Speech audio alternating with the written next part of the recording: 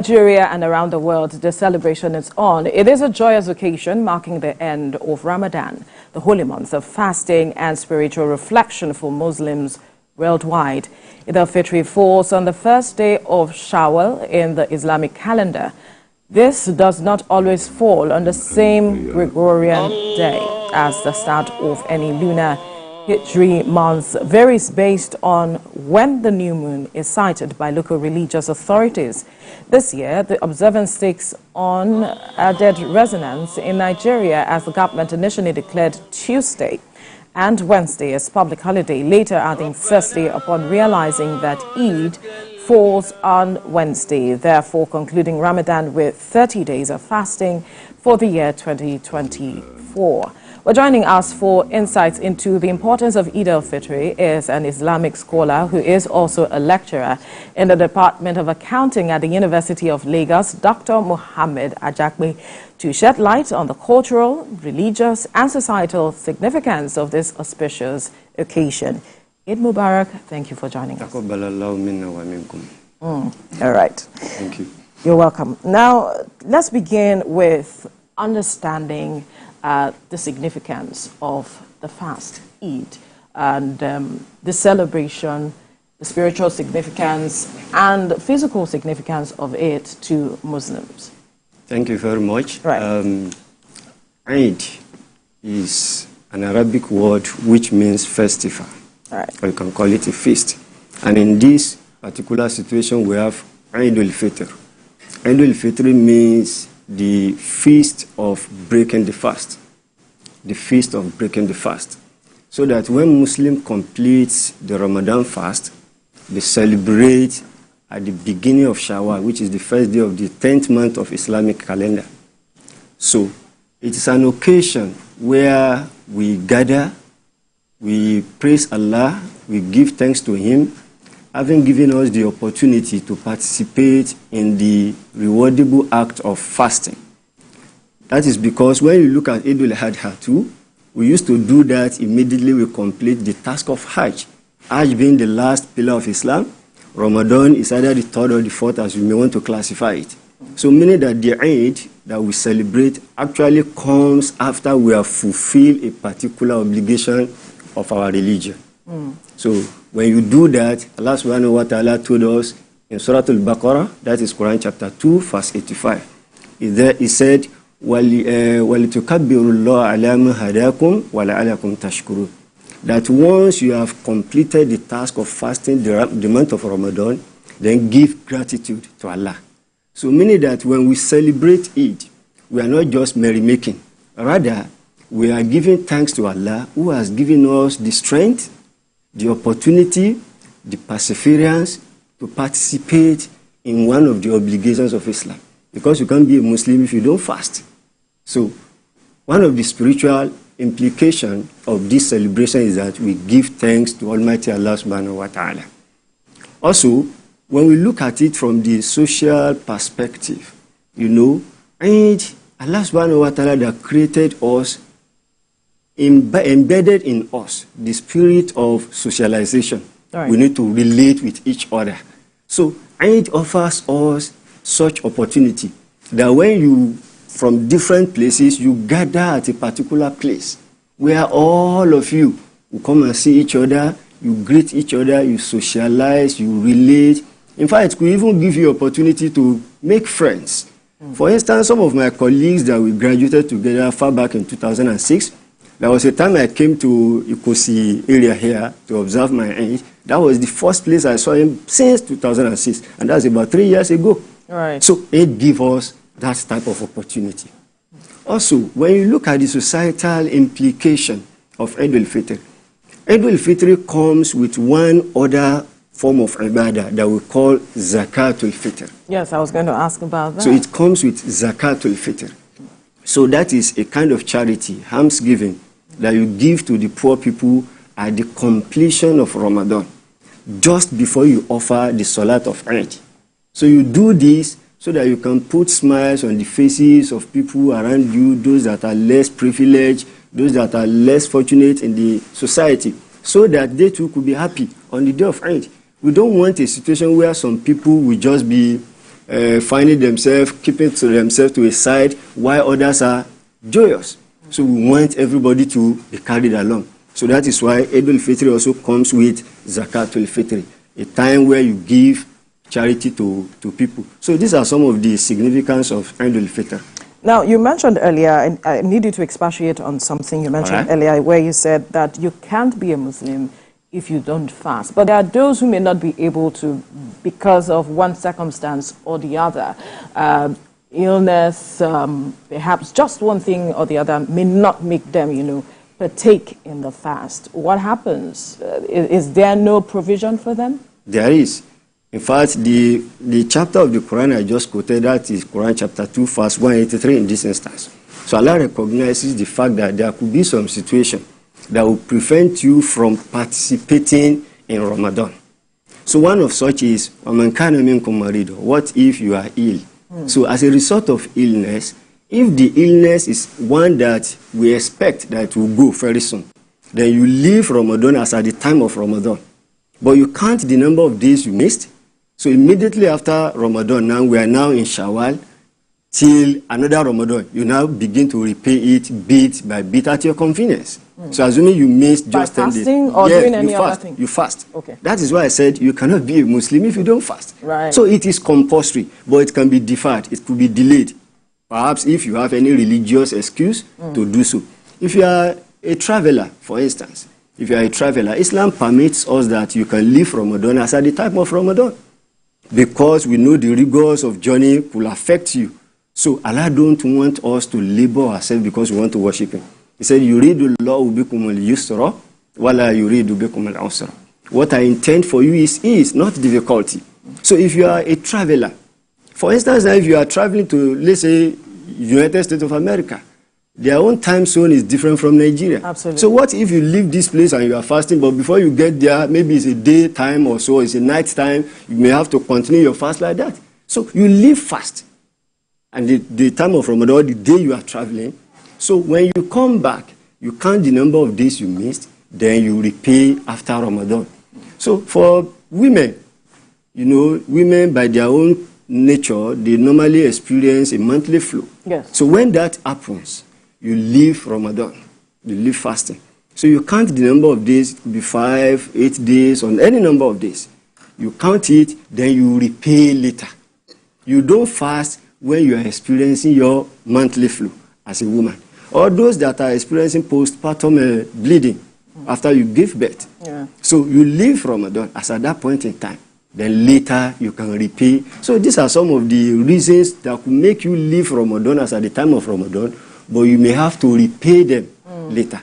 So that is the implication of my statement that you cannot be a Muslim if you don't fast. Because when there are pillars holding a particular house, immediately you destroy one, then the building is no longer complete. Absolutely. That is why I say you cannot be a Muslim if you don't fast. Interesting. Now that the fast is over, you know that a lot of persons denied themselves of certain pleasures, of so many things at the time to gain the spiritual blessings of the fast. How should they live their lives moving forward such that they still hold on to whatever it is they learned and still retain these blessings as it is? Okay, thank you. Ramadan is like a spiritual excursion.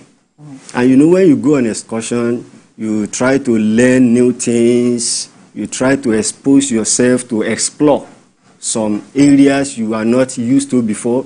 Then later when you come back home, what do? You try to reflect on what you learned during your excursion. So the same way is expected of Muslim here after Ramadan. During Ramadan, a lot of atrocities, evils, things, sins that we commit, we put them aside. Backbiting, you hibernate it, you deactivate a lot of things you do. After Ramadan, it is not expected that you reactivate all this. Rather, you learn to continue the good lessons you have learned from Ramadan. Now, your level of spirituality is now increasing. Just like somebody who charges phone gadget. So when you charge it and the battery is full. So now, in terms of our faith, we are really charged. Because of the spiritual excursion we have done. So we don't expect anything that will run down the battery life that you have just gained as a result of Ramadan. Keep charging it, yes. Keep charging it. That is why, after Ramadan, Islam also prescribes some Ramadan-like act of worship. Fasting is what I mean. So, for instance, in this month of Shawwal, you are expected to fast at least 6 days in Shawwal. And the Prophet ﷺ told us that whoever does this, 6 days in Shawwal, together with Ramadan, then it will be as if he has fasted perpetually. Though to fast perpetually is not encouraged in Islam, but the reward you will get by adding these 6 days in Shawwal to the Ramadan you just completed, it will be as if you have fasted for a whole year, for a whole period. So we expect that we continue. We learned that giving is very good. In fact, you do that voluntarily, joyously during Ramadan. So Ramadan has departed now. Will you say because there is no Ramadan, you will not give alms? Yeah. So you have to give charity. And that is why Islam made it mandatory that when you are celebrating the Eid, you must give charity, which is Zakatul-Fitr. So Zakatul-Fitr is joined to the Eid-el-Fitr to mark the completion of Ramadan. So it is to tell you that the act of charity that you learned how to do very well during Ramadan, continue it. So when you continue it like that, then your level of spirituality will continue to increase. Your level of God consciousness will continue to increase. So what I'm saying is that things we have learned during Ramadan, the good ones that we have learned, let us strive to continue in those good acts.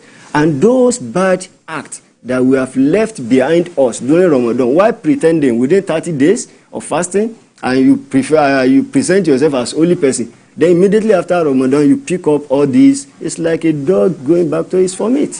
So we pray that Allah will not let that happen to any of us. Interesting. Thank you. Yes. Now, the other matter that I'd like to raise is the matter of the 29 days of fasting, the 30 days of fasting. There are persons, in fact, if you look at the papers this morning, it was said that a particular spiritual leader actually went ahead to, carry out the Eid prayers as against what it should be. There are those who believe in 29 days, there are those who believe in 30 days. Seemingly some level of controversy around it. Could you clear the air on this number of fastings? 29 days, 30 days, and perhaps what really is the ideal with regards to this? Thank you very much. In Quran chapter 2, verse 183, Allah says in verse 184, Allah says, Ayyaman ma'dudat, that the days of fasting are numbered. So, and to interpret that, the Prophet ﷺ told us that months in Islam is either 29 or 30. Now, take note, the fact that it is 29 does not mean that it is not complete in terms of the reward. So if you fast for 29 days, it doesn't mean you will not get the reward of somebody who fasts for 30 days. Because it is not compulsory that the month should be 30. It is also not compulsory that the month should be 29. Some days when we were growing up, once it is 29, 29 is 29. Even without citing the moon? Yes, even without citing the moon, people will just continue and celebrate like that. So, it could be 29, it could be 30. Now, in Islam, we are highly regulated. The Prophet ﷺ told us to start the fast, you have to sight the moon. And to break it, you have to sight the moon. Then there is the other condition. If you are unable to see the moon, maybe it is cloudy or for whatever reason, then fakmilu iddat Sha'ban salasin. If you are to begin the fast of Ramadan, then count the number of Sha'ban, which is the 8th month. Count it to 30, then you start Ramadan the next day, because it cannot exceed 30. Then it comes to Ramadan too. When 29th of Ramadan comes, and you are unable to sight the moon, then complete the number of Ramadan to 30.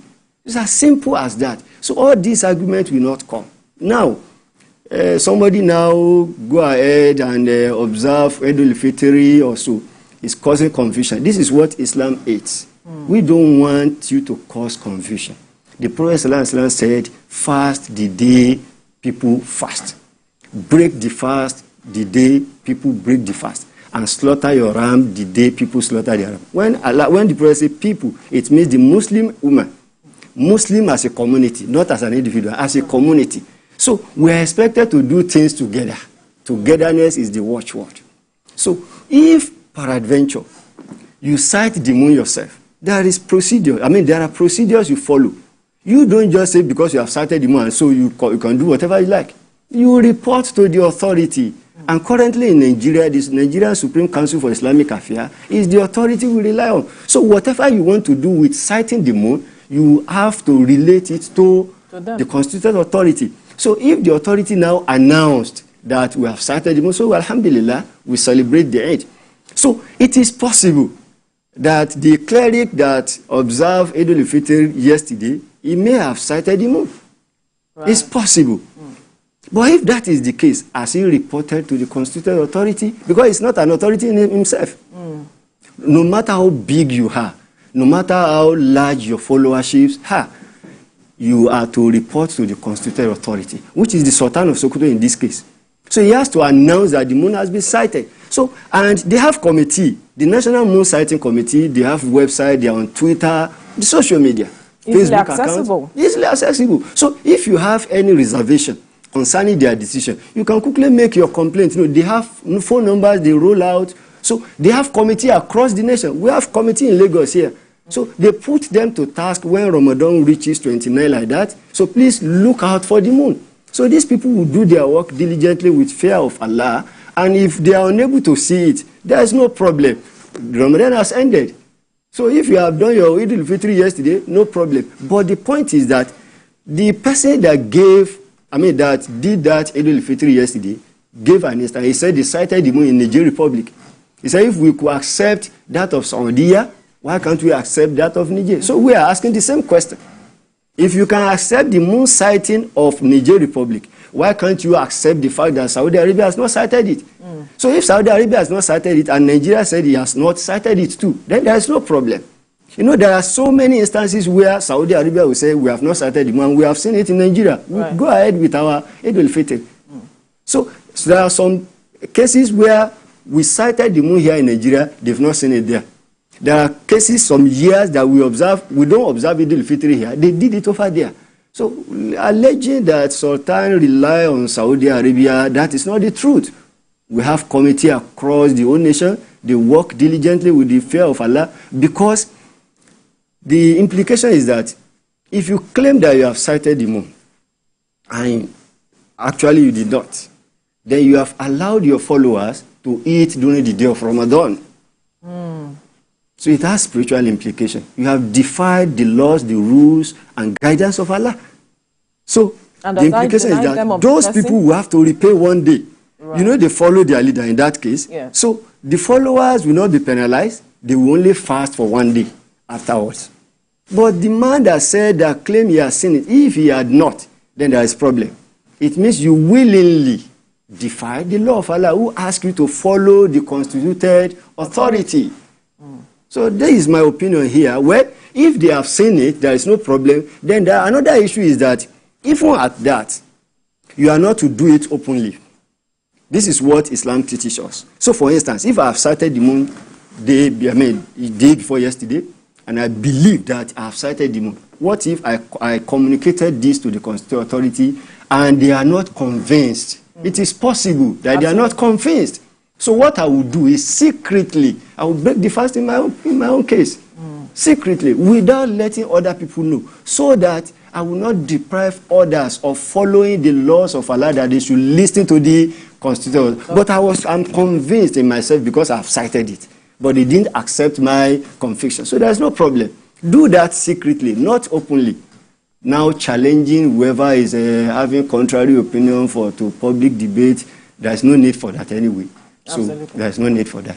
Very good. Now, if you also look at the papers this morning, the message of the president and even some of our leaders talking about unity, nation building. We saw what happened leading up to the 2023 election, how the matters of religion, ethnic biases, kind of divided Nigerians as it is. But moving forward, as a way of lessons learned in this month of Ramadan and celebrating Eid-el-Fitr, what will be your message to people as well with regards to these issues, as pointed out by the president? All right. I said something earlier that during Ramadan we've learned so many lessons. Right. So, for instance, in University of Lagos, where I work, at the mosque we used to organize joint iftar, Iftar is the meal you take immediately to break your fast during the day, after the sunset. So you will discover that majority of people that come to that area are non-Muslims. It happens in my area there. I live around this area. So we have iftar after Ramadan, every day of Ramadan. So come and see in our mosque. We have more of non-Muslims that participate in that. That is to tell you that because of what we are experiencing currently in the country, people are hungry. Yes, we have economic hardship. There's no problem about that.